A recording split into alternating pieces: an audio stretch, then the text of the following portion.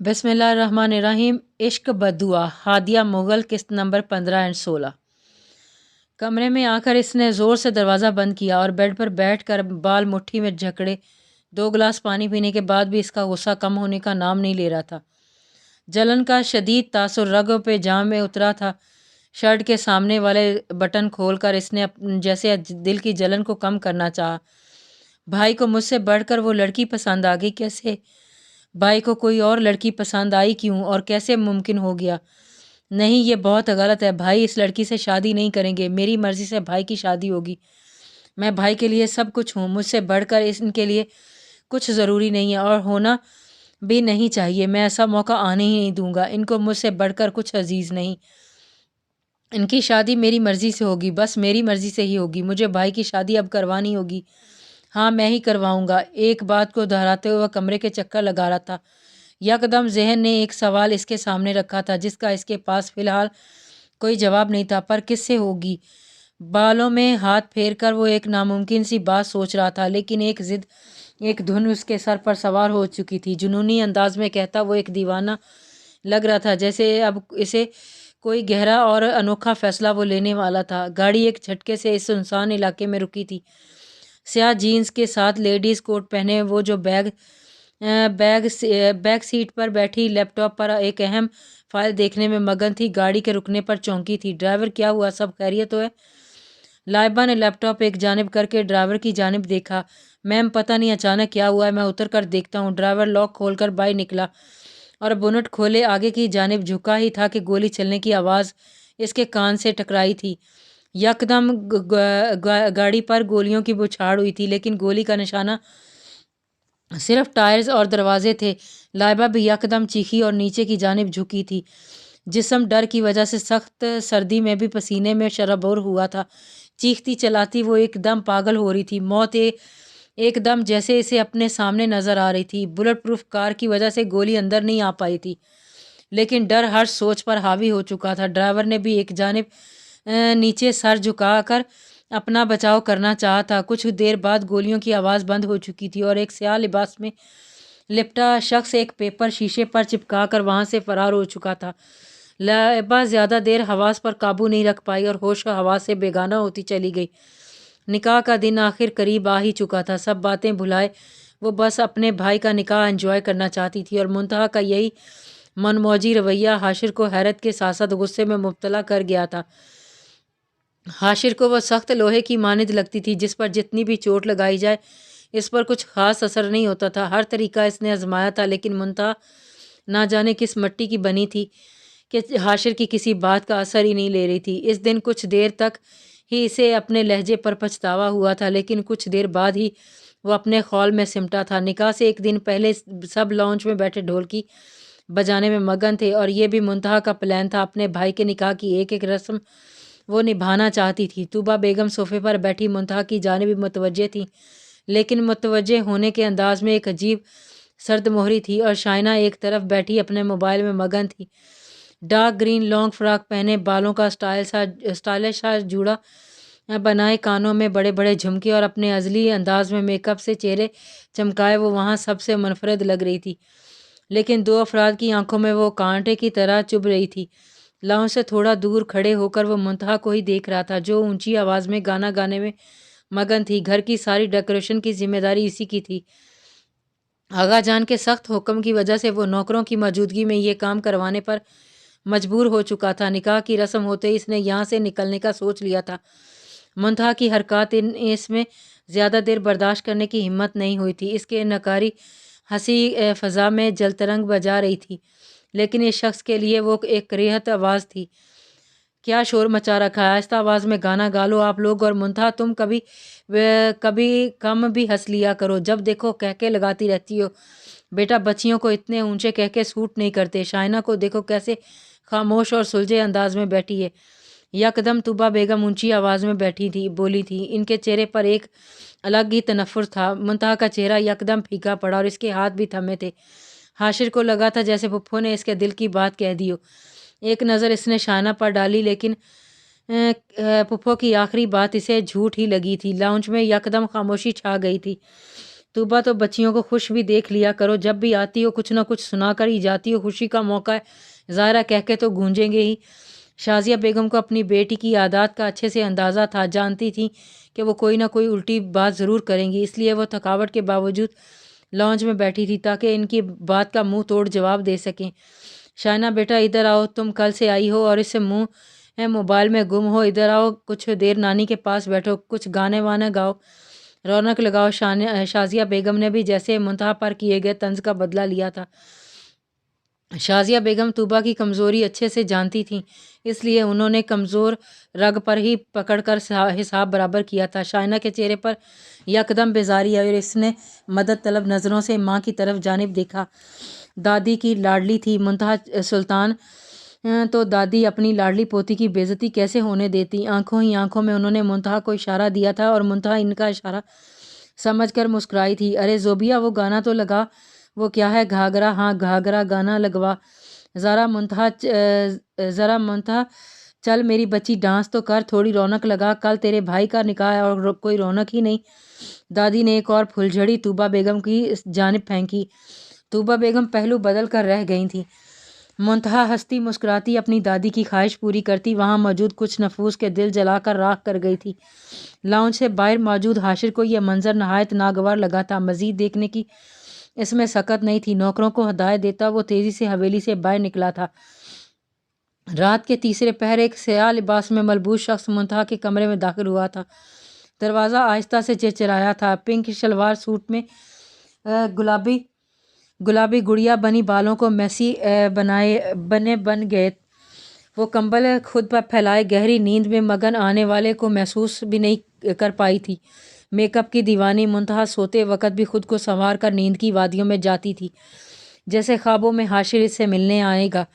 Black mask پہنے وہ منتہا کے قریب جھکا تھا، کچھ دور کھڑا ایک اور وجود یہ سارا منظر اپنی شرارتی آنکھوں سے دیکھ رہا تھا۔ منتہا، یکدم اس نے منتہا کو پراسرار آواز میں پکارا تھا، لیکن کچھ اثر نہ ہوتا دیکھ کر اس نے دوبارہ بھاری آواز میں پکارا۔ اپنے قریب بھاری عجیب سی آواز سن کر وہ کچھ مسائی تھی، لیکن نیند اب بھی ذہن پر حاوی تھی۔ آنکھیں نیند کی بوجھل پن کی وجہ سے کھل نہیں پا رہی تھی۔ تھوڑا سا کمبل بازو سے ہٹا کر اس سیاہ حالے نے ایک مصنوعی کاکروچ اس کے بازو پر رکھا تھا۔ یکدم ہی منتہا کو بازو پر کچھ رینگتا ہوا محسوس ہوا۔ نیند سے بوجھل ذہن ہاتھ پر کچھ رینگتا ہوا محسوس کر کے بیدار ہوا تھا۔ پاؤں کی نچلی سطح پر بھی جیسے کوئی رینگتی ہوئی چیز محسوس ہوئی تھی۔ آنکھیں پٹ سے کھلی تھی اور پاؤں کو جھٹکا دیا، لیکن جیسے وہ چیز پاؤں پر چپک چکی تھی۔ اپنے سامنے سیاہ سائے کو دیکھ کر وہ چیخی تھی اور یکدم اٹھ کر اس کے سینے پر ہاتھ رکھ کے اسے خود سے دور کیا تھا۔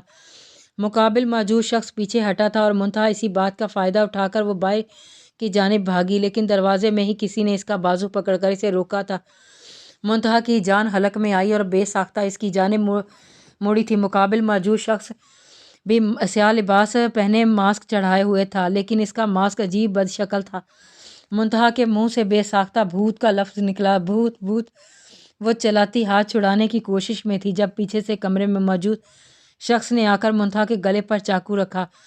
منتہا کی جان مزید خشک ہوئی تھی۔ یکدم وہ زور سے چلائی تھی اور اپنی پوری طاقت لگا کر خود کو اس کے چنگل سے نکالا تھا اور چیختی ہوئی نیچے کی جانب بھاگی۔ وہ دونوں سائے بھی منتہا کے پیچھے بھاگے تھے۔ شور کی آواز سن کر سب تیزی سے اپنے اپنے کمروں سے باہر کی جانب بھاگے تھے۔ حاشر کی آنکھ بھی شور سے کھلی تھی۔ کسی انہونی کے تحت وہ تیزی سے باہر لاؤنج میں آیا تھا۔ منتہا کی نظر حاشر پر پڑتے اس کو کچھ ہمت ملی۔ مزید تیزی سے وہ نیچے کی جانب آ کر حاشر کے سینے سے لگی اور اپنے بازو سختی سے اس کے گرد حمائل کیے۔ ہچکیاں لیتی روتی آنکھوں کے سنگ اس نے حاشر کو پکارا، حاشر حاشر بھوت، وہ مجھے کچھ کر کھا جائے گا۔ ٹوٹے الفاظ میں کہتی وہ اپنے بازو مزید سختی سے حائل کر کے سینے میں منہ چھپا گئی۔ حاشر کا دل یکدم تیزی سے دھڑکا تھا۔ خوشبو میں بسا نرم و گرم وجود دل کی حالت بدلنے کی وجہ بن گیا تھا۔ بازو خود بخود منتہا کے گرد حمائل ہوئے۔ منتہا کی بے باکی پر ہکا بکا رہ گیا تھا۔ اس کی دلیری کی اسے منتہا سے امید نہیں تھی، اپنی بے اختیاری کی بھی اسے امید نہیں تھی۔ کیا ہوا؟ یہ شور کیسا ہے؟ آغا جان بھی اپنے کمرے سے باہر آئے تھے اور سامنے دو کالے لباسوں میں موجود عجیب و غریب حلیے میں موجود لوگوں کو دیکھ کر چونکے تھے۔ آغا جان کی آواز سن کر اس نے جلدی سے منتہا کو خود سے الگ کیا، لیکن منتہا خوف کے زیر اثر پھر بھی اس کے بازوؤں سے چپکی تھی۔ آنکھیں مسلتی ہوئی شائنہ یہ منظر دیکھ کر کڑک کر رہ گئی۔ دل میں بس ایک ہی خواہش جاگی تھی کہ منتہا کو وہاں سے غائب کر دے۔ کون ہو تم لوگ؟ یکدم حاشر منتہا کو خود سے دور کر کے ان کی جانب آیا تھا اور سختی سے چلایا تھا۔ زوبیہ بیگم نے تیزی سے منتہا کے قریب آ کر اسے تھاما تھا۔ دونوں نفوس کو اپنی شامت پکی لگی تھی۔ انہیں اندازہ نہیں تھا کہ معاملہ اس حد تک بڑھ جائے گا۔ یکدم دونوں نے اپنے چہرے سے ماسک ہٹائے تھے۔ حاشر کے قدم بھی ان کے ماسک ہٹانے کے ساتھ ہی تھم گئے تھے۔ اشار حاشر کے چہرے پر یکدم ناگواری کی بجائے خوشگواریت کی کیفیت حاوی ہوئی تھی۔ وہ تیزی سے اس کے گلے لگا۔ منتہا کی نظر بھی سامنے اٹھی اور وہ حیرت کے زیر اثر سن سی ہوئی تھی۔ پلکیں جھپکانے کی بھی اسے فرصت نہیں مل پائی تھی۔ حواس بحال ہوتے ہی منتہا کے چہرے پر ناگواری آئی۔ وہ تیزی سے ماریا کی جانب بڑھی جو اس گھنونے مذاق میں اشار کے ساتھ برابر کی شریک تھی۔ اپنے بے وقت بن جانے پر اسے شدید شرمندگی محسوس ہوئی۔ لاؤنج میں موجود سب افراد کے چہرے پر خوشی کی لہر دوڑ گئی تھی۔ منتہا کو اپنی جانب آتا دیکھ کر وہ اشار کے پیچھے چھپی تھی۔ نہیں تو میں نہیں چھوڑوں گی۔ اور اشار تم؟ یکدم آگے بڑھ کر اس کے بازوؤں پر مکے برساتی وہ اشار کے چہرے پر مسکراہٹ لائی تھی۔ بازو سے پکڑ کر اشار نے اسے روکا۔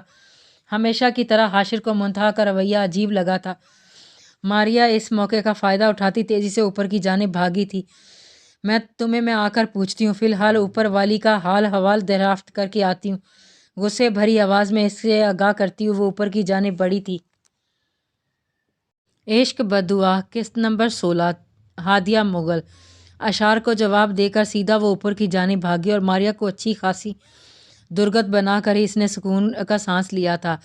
کچھ اپنی بے اختیاری میں کی گئی حرکت کی وجہ سے وہ حد درجے شرمندگی محسوس کر رہی تھی۔ دوبارہ اس کی حاشر کے سامنے جانے کی ہمت باقی ہی نہیں رہی، اس لیے اس نے اوپر جانا ہی ضروری سمجھا تھا۔ اشار سے ملنے کے بعد سب افراد اپنے کمرے میں آرام کرنے چلے گئے، لیکن حاشر اور اشار صبح تک خوش گپیوں میں مصروف رہے تھے، اس لیے وہ اب تک گہری نیند کے مزے لوٹ رہے تھے۔ دن کے 12 بجے منتہا اور ماریا کھانا بنانے کی غرض سے کچن میں موجود تھیں جب تائی امی نے اسے اشار کے کمرے کی جانب بھیجا۔ منتہا بیٹا اشار بچے کو اٹھاؤ، ذرا کافی لیٹ ہو گیا ہے، صبح بھی بنا ناشتے کیے ہی سو گیا تھا، جاؤ ذرا اسے جگا کر آؤ۔ ماریا تم ذرا جاؤ حاشر کو بلا لاؤ، آج سب کچھ فائنل کرنا ہے، باقی کے کام آج ہی ہر حال میں پورے کرنے ہیں، اور شام کو منتہا سے مہندی ضرور لگوانا ورنہ تمہاری خیر نہیں۔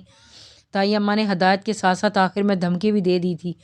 اشار کو اس نے ہی فون کر کے بلایا تھا، لیکن ابھی اس بات کا کسی کو نہیں پتہ تھا۔ کمرہ وہ کل ہی بنا کسی کی نظر میں آئے سیٹ کر چکی تھی، لیکن وہ اتنی رات کو آئے گا اور ایسے ڈرائے گا اسے اندازہ نہیں تھا۔ ایک قسم کی نیکی اس کے گلے پڑ چکی تھی، لیکن اس نے بھی ٹھان لی تھی کہ وہ بدلہ لے کر رہے گی۔ تائی امی سے نظر بچا کر اس نے اس کا انتظام بھی کر لیا تھا۔ کمرے کا دروازہ کھول کر وہ اندر داخل ہوئی۔ ہاتھ میں برف کا بڑا سارا بال پکڑے وہ اشار کے نزدیک آئی اور برف کے چھوٹے چھوٹے ٹکڑے کر کے اس نے بال میں ڈالے تھے۔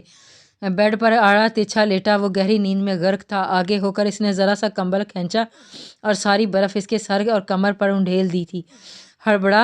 یکدم ہڑبڑا کر اٹھتا وہ سردی سے کپ کپا گیا، دماغ ایک دم جیسے سن ہو کر رہ گیا۔ کچھ برف اٹھنے کی وجہ سے شرٹ کے اندر چلی گئی تھی۔ منتہا کی نکاری ہنسی کمرے میں گونجتے ہی اشار سارا معاملہ سمجھ گیا۔ بیڈ سے چھلانگ لگائے وہ نیچے اترا اور اپنے اوپر سے برف کو ہٹایا تھا۔ سخت سردی میں اشار کی حالت بری ہو چکی تھی۔ اس کی حالت دیکھے منتہا مسلسل ہنستی ہی چلی گئی تھی۔ اف اشار، مجھے نہیں پتا تھا میں اتنا انجوائے کروں گی، اف اپنی حالت دیکھو کیا لگ رہے ہو کارٹون کہیں کے۔ دروازے کے قریب کھڑی منتہا نے اس کی جانب دیکھ کر کہا تھا اور ہینڈل پر ہاتھ بھی رکھا تھا تاکہ اشار کے پہنچنے سے پہلے ہی بھاگ جائے۔ حواس بحال ہوتے ہی وہ منتہا کی جانب بڑھا تھا۔ منتہا آپ نے یہ اچھا نہیں کیا، اتنی گہری نیند میں تھا اور شائنہ خواب میں تھی، ہے نا؟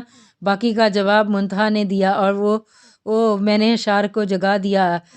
چچا اشار، میں نے بہت انجوائے کیا۔ ہینڈل کو جھکائے وہ زبان چڑھاتی باہر کی جانب بھاگی تھی۔ اپنے کمرے سے نکلتے اشار کی نظر جیسے ہی منتہا پر پڑی، یکدم ناگواری یکدم چہرے پر چمکی تھی۔ اشار کے کمرے سے ہنستے ہوئے نکلنے پر وہ اور کچھ نہیں، ہمیشہ کی طرح اس کا سجا سنورا حلیہ دیکھ کر حاشر کی رگیں تن گئی۔ رکو منتہا، آج آپ نہیں بچیں گی۔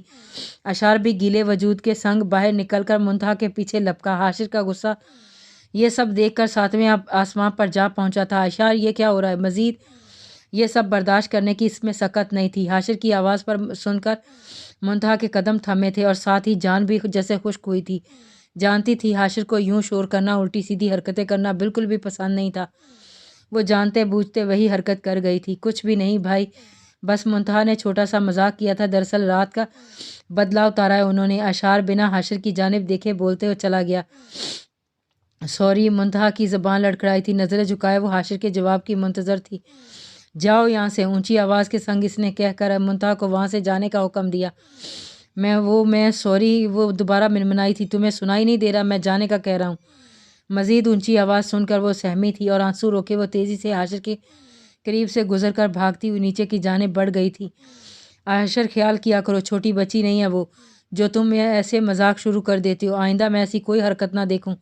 منتہا کے جانے کے بعد اس نے اشار کو تنبیہ کی تھی۔ وہ محض جی کہہ کر کمرے کی جانب بڑھ گیا تھا۔ سیڑھیوں پر کھڑے شائنہ نے یہ منظر بہت خوشی سے دیکھا تھا اور اس کے شیطانی دماغ کو ایک اچھا مہرہ مل چکا تھا۔ کچن میں آ کر اس نے سانس بحال کیا تھا اور آنکھوں کی نمی رگڑی تھی اور خود کو حد درجے نارمل کیا، جیسے کچھ ہوا ہی نہ ہو۔ نہ جانے وہ کس مٹی سے بنی ہوئی تھی جس پر حاشر کی نفرت تعصیب کا کوئی اثر ہی نہیں ہوتا تھا۔ حاشر کے لیے شاید وہ اپنی عزت نفس کسی قبر میں دفن کر آئی تھی جہاں سے کبھی اس کی عزت نفس کا نکلنا ممکن نہیں تھا۔ اس قبر کو کھودنا منتہا کے بس کی بات نہیں تھی۔ ماریا بھی اس کے پیچھے کچن میں آئی تھی۔ منتہا کی حاشر سے ہوئی ڈانٹ وہ سن چکی تھی۔ وہ اسے حاشر پر غصہ بھی آیا تھا، لیکن بڑا بھائی ہونے کی وجہ سے وہ کچھ کہہ نہیں پائی تھی۔ لیکن منتہا کی دلجوئی کر کے شاید وہ کچھ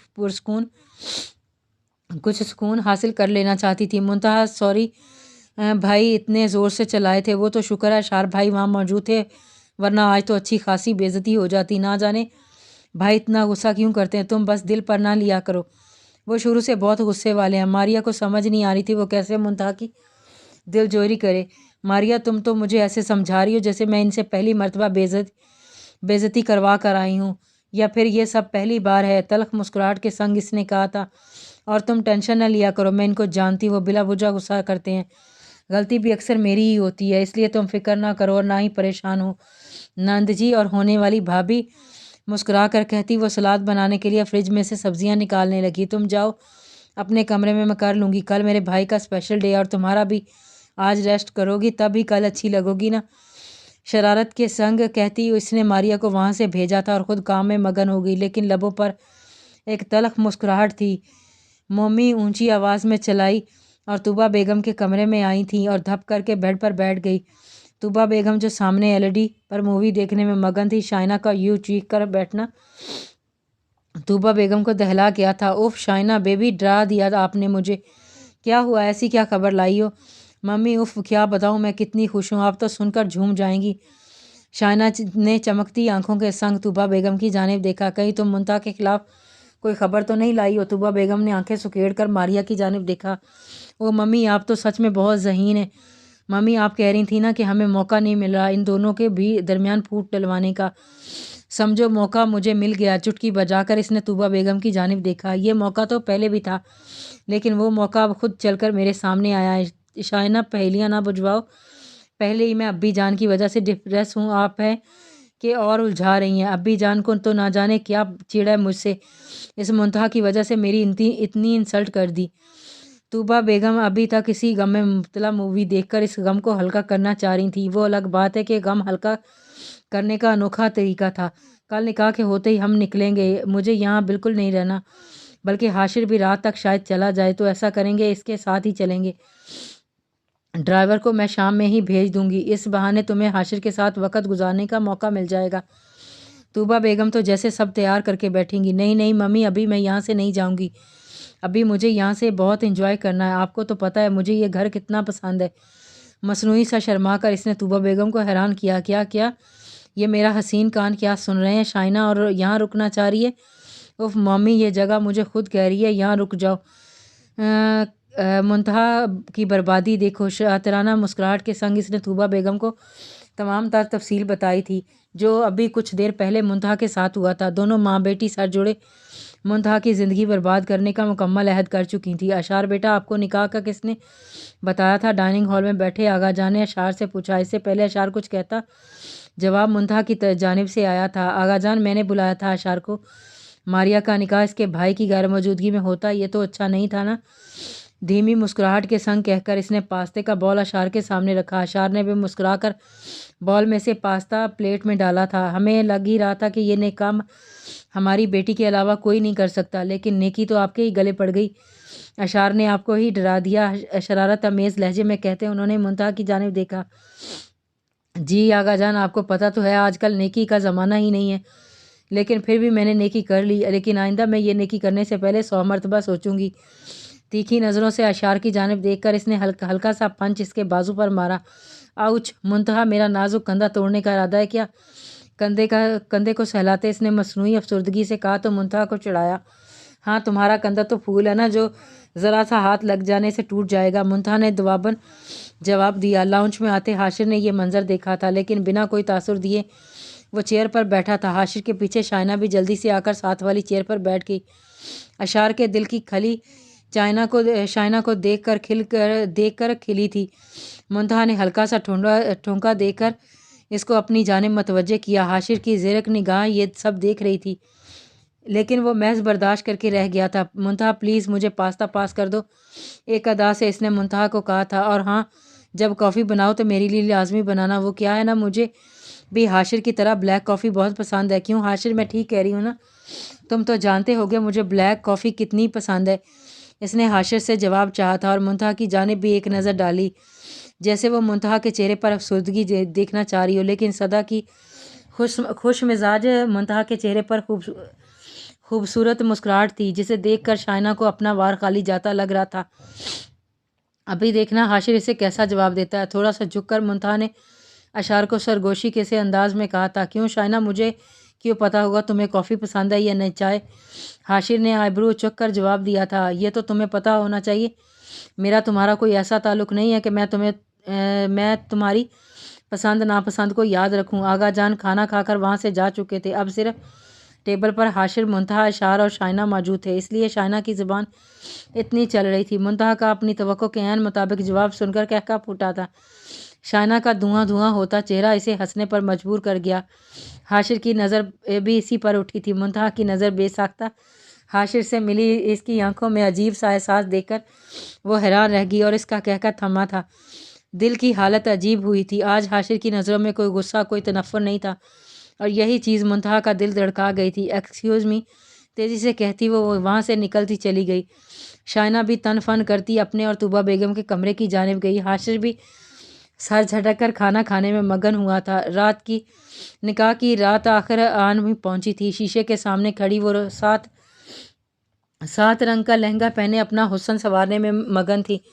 ماریا کو مہندی لگانے کے بعد اس نے اپنا دونوں ہاتھوں پر بھر بھر کے مہندی لگائی تھی۔ عام دنوں میں بھی وہ سجی سنوری رہنے والی منتہا سلطان آج تو ساری کسر پوری کرنے والی تھی۔ آنکھوں کا ڈارک میک اپ، گالوں کو گلابی کیے، ماتھوں پر بندیا سجائے وہ بال بنانے میں مگن تھی۔ ڈارک ریڈ لپسٹک سے ہونٹوں کو رنگ کر گویا اس نے اپنے دو آتشہ حسن دہکا دیا تھا۔ دیکھنے والے کی ایک ہی نظر اس کے دل کو تباہ و برباد کر سکتی تھی۔ حاشر تو گھائل ہونا بھی بنتا تھا۔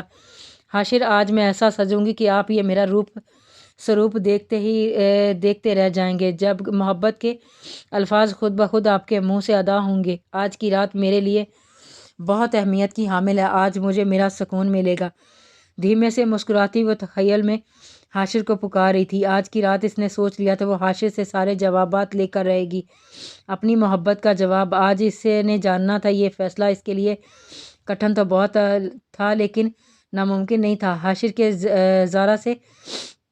ذرا سے قریب آنے پر ہی اس کی دھڑکن بڑھ جاتی تھی، اس کی تیکھی نظریں بھی اس کی جان خشک کر دیتی۔ تو آج کی رات اکیلے ملنے کا سوچ کر ہی ہاتھوں سے پسینہ پھوٹا تھا۔ حاشر کو اکثر رات کو چھت پر جانے کی عادت تھی، جب بھی وہ یہاں آتا تھا گھنٹوں چھت پر گزرتا تھا۔ منتہا کو یقین تھا وہ نکاح کے بعد چھت پر ضرور جائے گا، اس لیے بنا حاشر کو آگاہ کیے وہ آج اس کے پیچھے جانے والی تھی۔ آج کی رات کا فیصلہ منتہا کی زندگی کے آگے کی زندگی کا ایک انوکھا پہلو لکھنے والا تھا۔ جاری ہے۔